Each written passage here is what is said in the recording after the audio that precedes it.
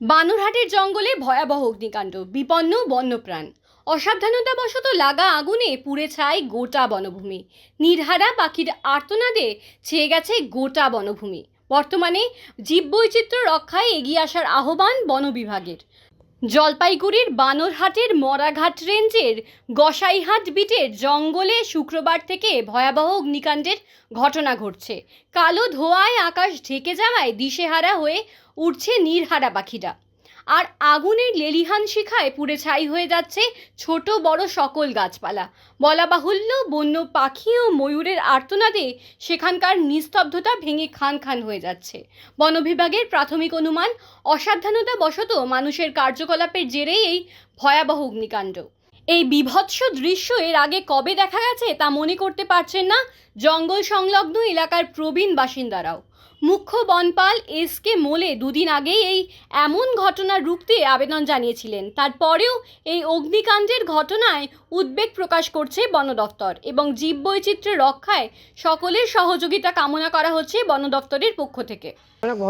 পুরো জ্বলে গেছে এখানে, দেখুন পুরো ভয়ানক আগুন চলছে এখানে। সামনে দেখুন ওই ভিতরেও আগুন লেগে গেছে এখানে। এতে কতটা ক্ষতি হতে পারে? অনেকটা ক্ষতি হতে পারে, এটার ব্যবস্থা নিতে হবে, প্রশাসনকে বলতে হবে। এখানে এখানে এই দেখা যাচ্ছে পাশেই ময়ূর বেরিয়ে গেছে, তার বন্যপ্রাণীরও একটা ক্ষতি। ওই দিকে আছে, সামনে দেখো পুরো এই পাক থেকে ওই দিকে চলেছে, বাইরে চলেছে সব। আগুন লাগার ভয়? হ্যাঁ, আগুন লাগার ভয় এখানে।